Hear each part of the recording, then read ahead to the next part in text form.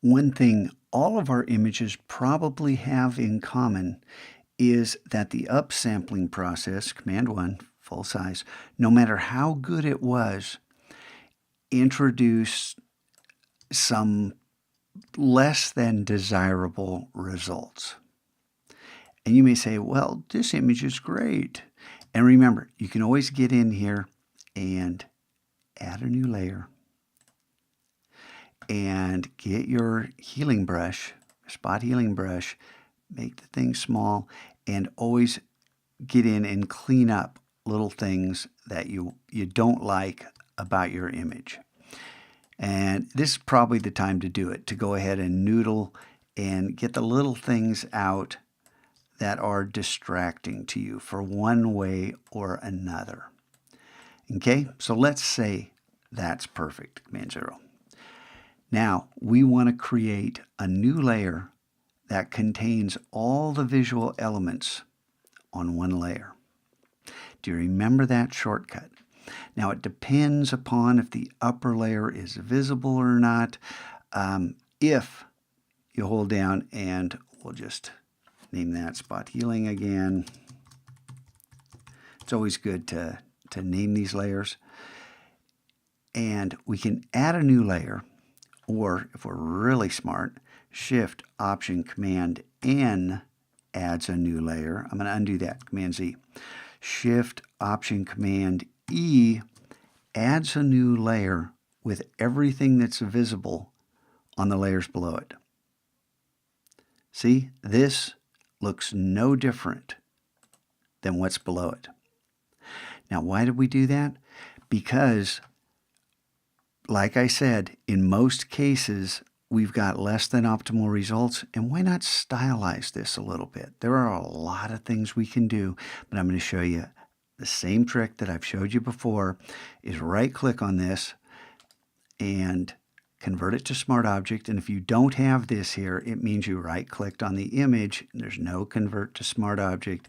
Out here on the layer, right-click, Convert to Smart Object, and then we can drop a filter, blur, Gaussian blur on this. And yes, there are other ways to do this. You probably don't want to take it that far, but no matter how far you take it, this is non-destructive, so we can always come back. And I know, if you don't remember this or never saw it before for some reason, you're thinking, how is that an improvement? Change the blending mode from normal to darken. Hit Command 1, and now you see we have this really strange stylistic effect. And we've got some overlap going on here. What's going on with that? Well, it gets kind of mysterious. You need to put, well, I use curves. We'll use the levels here. So you can see, here's our distribution of white to black. Why not pull this black point in so we get a little richer darks? We can move this either direction, hit Command 0, get this out of the way, or actually we could leave that up. I'll double click so we can get it back. So we can see what's here. And here is, we can turn this off so we can see there's what we had, here's what we have, and it becomes a little mysterious and interesting looking. Again, doesn't work on all images, but you can always come back and change your Gaussian blur. What happens if you add more? What happens if you add less? And your results change depending upon where you leave this.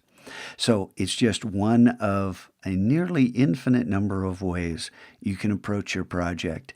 And I just wanted you to understand that you can get positive results with upsampling if you work smart. In the next set of videos, I'll show you how to work with Illustrator, but I'd also like to push this a little further too. I mentioned that blue tint over the top I think would be effective. It's got to be subtle though.